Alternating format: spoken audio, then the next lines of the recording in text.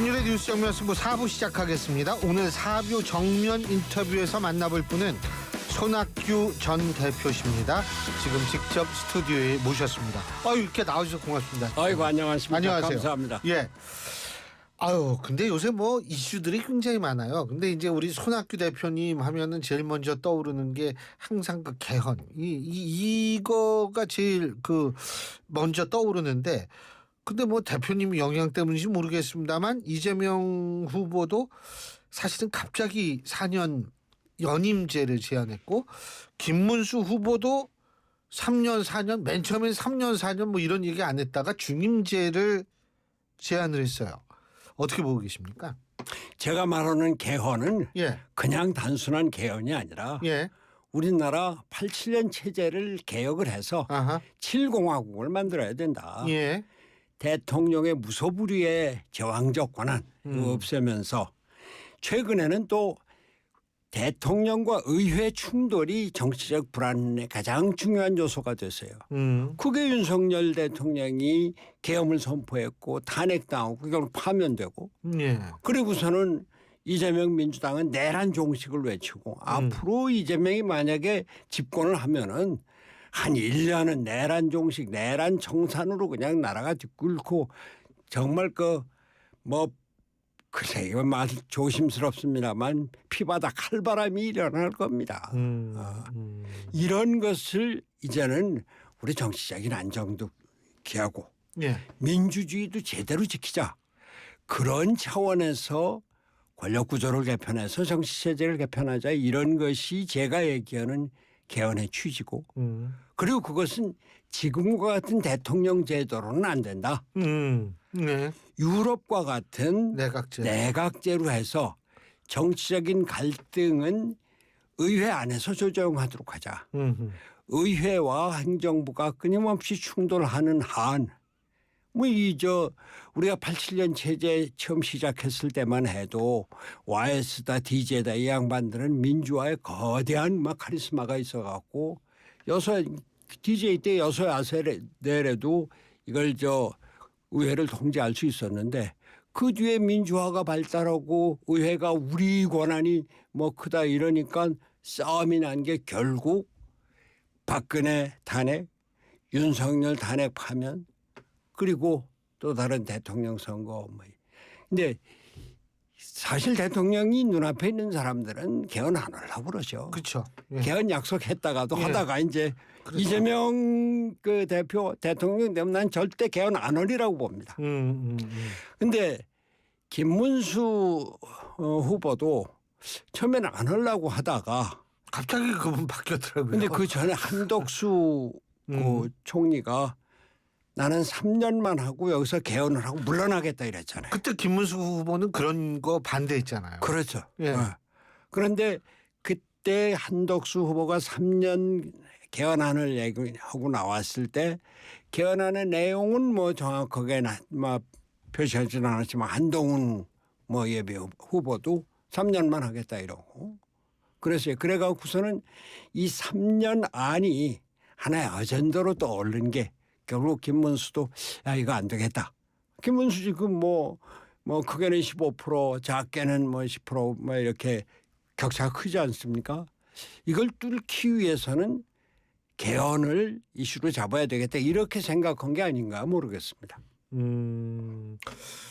그러니까 결국 두 후보 모두 개헌에 대한 진정성을 느끼기엔 좀 부족한 점이 많다 이렇게 이해해도 되겠습니까?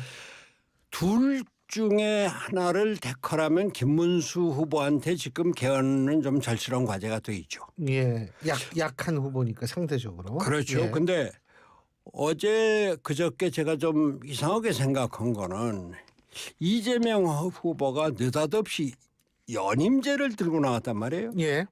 그동안 개헌 논의에서 연임이라고 하는 단어가 등장한 일이 없습니다. 우리나라 헌법에도 대통령 임기는 5년으로 하고 중임을 불허한다 이랬어요. 예. 중임이거든요. 중임이라는 건 또다시 한 번 한다는 건데 연임은 연이어서 한다는 거고. 그렇죠.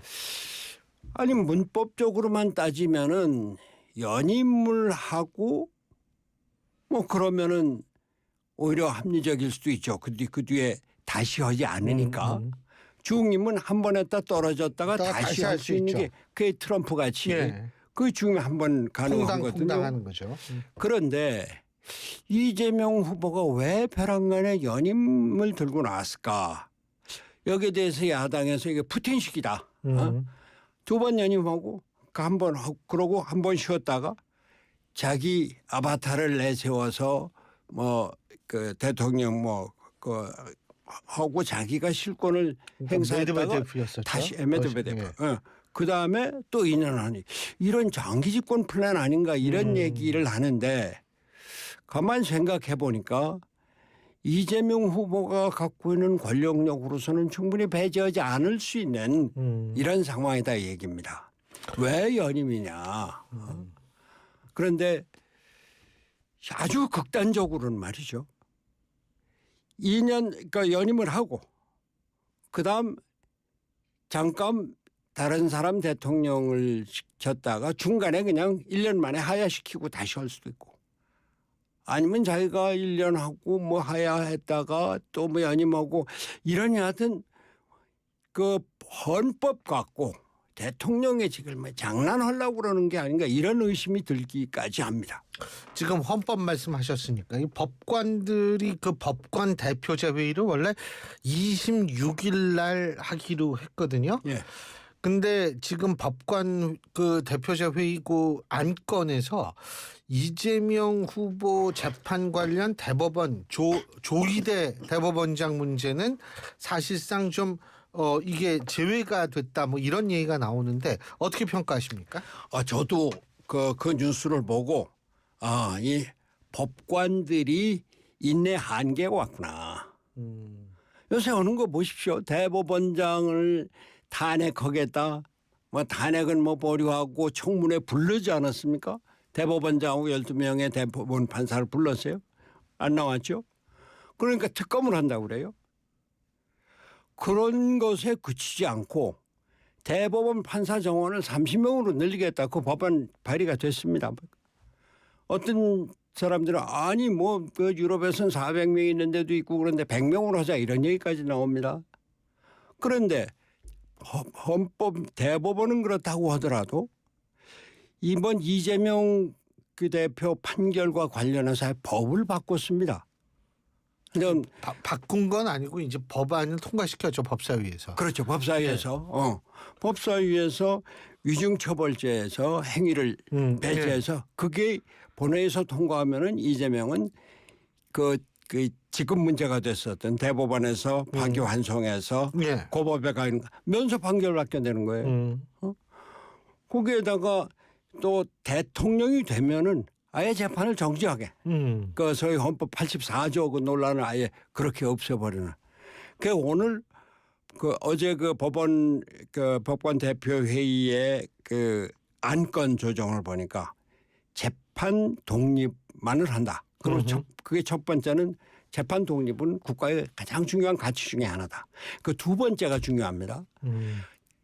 재판의 결과를 갖고 문책을 한다고 하거나 또는 제도의 변경을 하나 이런 것에 대해서 우리가 그냥 놔둘 수 없다.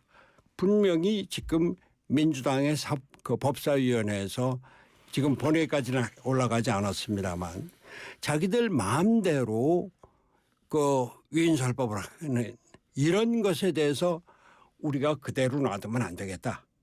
그래서 워낙 그 법관 대표회의가 법원 내 소위 친명 강성파들이 하려고 그랬었던 거 아닙니까?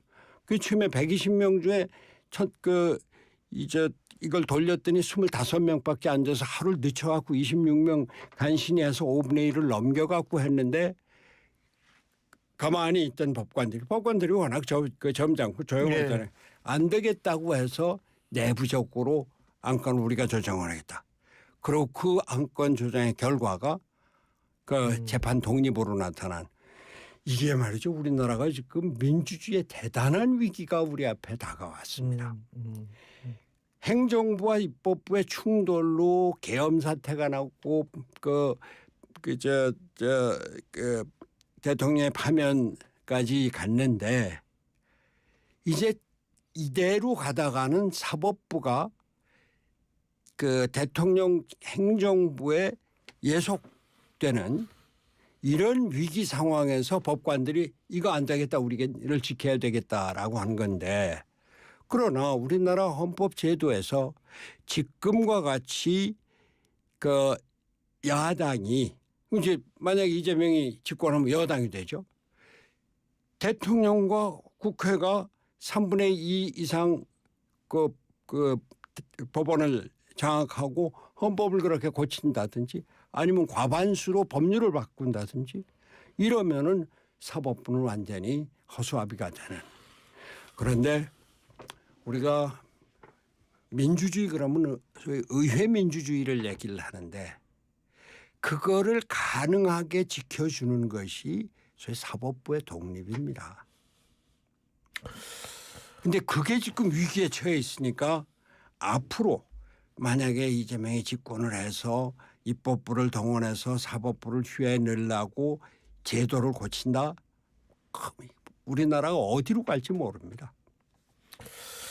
지금 손학규 대표님께서 우리 청취자 여러분들은 뭐 경기도지사도 지내시고 장관도 하시고 국회의원도 하신 정치인이라고 생각하실 텐데 사실은 우리 손학규 대표님은 원래 이 영국 캠브리지 대학에서 옥스포드인가요? 옥스포드 대학에서 정치학 박사를 받으시고 인하대 정외과 서강대 정외과 교수를 하시다가 정치계로 들어오신 분이라서 사실은 우리 손학규 대표님의 말씀은 정치학자가 하시는 말씀이다라고 여러분께서 들으셔도 저는 무관하다고 생각합니다. 아니 근데 예.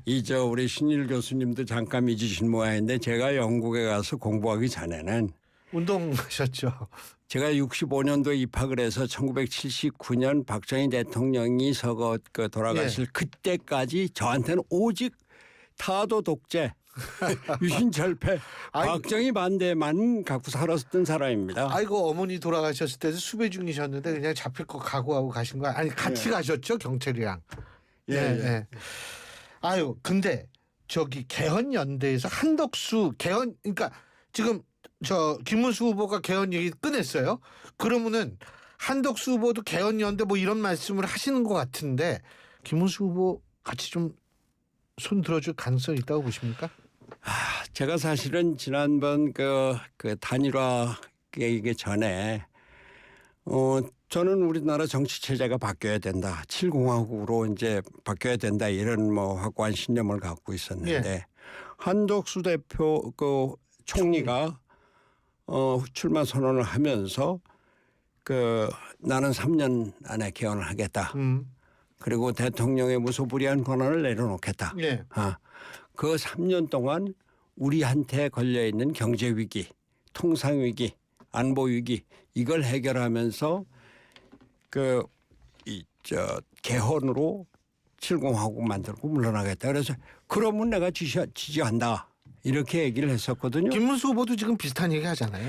그런데 이제 김문수 후보가 그때 이제 단일화를 이렇게 하고 그래서 저는 사실 김문수 후보에 대해서는 좀 언짢은 마음이 있었습니다. 아이 무슨 이 한덕수 총리가 제가 그 뒤에 한덕수 총리를 만나봤어요. 그 전에 한덕수 총리를 제가 한 20년 동안 안 만났었습니다. 제가 경기도지사 할 때 부지사를 청와대에 있었던 비서관을 데리고 오려고 그때 경제수석을 하던 한덕수 경제수석 만나서 도움 청하고 그 뒤로 개인적으로 만난 일이 없었던 사람입니다. 그런데 사실 얼마 전에 같이 식사를 하면서 그래도 당신이 이 국민의힘 입당도 하고 또 섭섭한 게 많고 그렇겠지만 좀 도와줘야 되지 않겠느냐. 나는 저 당적도 없는 사람입니다. 그랬더니 노하더라고요. 앞으로 지금 13일 남은 대선 기간 중에 앞으로 어떻게 마음이 바뀔지는 모르겠지만 아직까지는 노다. 아직까지는 노인데 그래도 제가 그랬어요. 아니 당신이 50년 공직 생활에서 나라를 위한 애국심과 이 공직자로서의 사명감으로 그것 때문에 대통령 선거에 나왔는데 그래서 대통령에 대한 권력보다는 나라를 위해서 내가 3년만 봉사하겠다 그러고 나왔는데 지금 대통령이 되지는 못하고 후보도 되지 못했지만 그래도 그 김문수가 그 나라를 위해서 또 약자를 위해서 살아온 이런 걸 생각해서 좀 도와줘야 되지 않겠냐 그랬더니 뭐 저는 그냥 자연인으로 살겠습니다. 그런데 그럼에도 불구하고 저는 앞으로 한덕수 총리가 정말 이렇게 나라가 사법부 이제 법관들이 이렇게 가서는 안 되겠다고 들고 일어서는 판이고 또 지금 최근에 와서 이재명 후보가 과연 이 민주주의를 제대로 지킬 수 있을 것인가,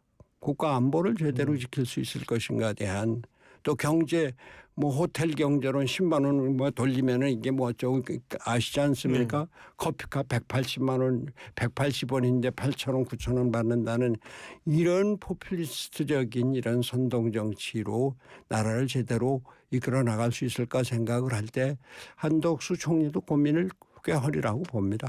대표님도 물론 당원 아니시라고 말씀하셨는데 좀 어떻게 조언이나 이런 건 해주셔야 되는 거 아니에요? 아이고 저도 뭐 사실 김문수 후보가 저 후보로 확정되고 나서 바로 그날 전화해서 좀 도와주십시오. 선대위원장 맡아주십시오. 나는 뭐 그런 거 할 사람이 아니고 내 또 최신도 있고 그렇지 뭐 그런데 마음은 사실 상당히 안타깝습니다. 김문수 후보는 제가 경기도지사 후임입니다. 그리고 옛날에 물론 좀 차이는 있지만 노동운동 뭐 하시고 저는 뭐 김문수만큼 뭐 노동운동한 사람도 아닌데 그래도 수배 생활을 거의 몇 년 동안 수배를 받으셨는데 아니 그런데 제가 추천을 해서 제가 이 김문수 그 당시 의원한테 그 도지사 나와라 권유를 했고 당에 추천하고 뭐 도지사가 선거 운동을 해주진 못했지만 많은 도움을 줬고 도지사 되고 나서 그 사람이 도지사 되고 나서 투자 유치 여행을 가는데 미국까지 같이 가기도 하고 그랬어요. 그리고 이 사람이 아까 제가 그 TV 토론하는 방송기자 클럽 TV 토론하는 거 봤는데 아주 뭐 반듯하게 잘 하더라고요. 안보에 대해서도 아주 뭐 확실하게 얘기를 하고 평택 미군 기지를 만드는 것도 그렇고 말이죠. 참 그런 걸 생각하면 어쩐지 모르겠습니다만 그 경기도에 미군 기지가 그렇게 많고 2군 사령부 7공군 전략본부가 있고 그런데 이재명 지사가 도지사 하는 동안에 미군 부대 한 번도 가본 일이 없다는 거예요. 그런 사람을 트럼프나 미국 정부가 어떻게 믿고 협상 상대로 하겠느냐. 알겠습니다. 죄송합니다. 아니 오늘 시간이 좀 있으면 말씀 더 들으면 참 좋을 것 같은데 오늘 말씀 여기까지 들어야겠습니다. 오늘 말씀 잘 들었습니다. 고맙습니다. 감사합니다. 지금까지 손학규 전 대표였습니다. 고철거래 새로운 패러다임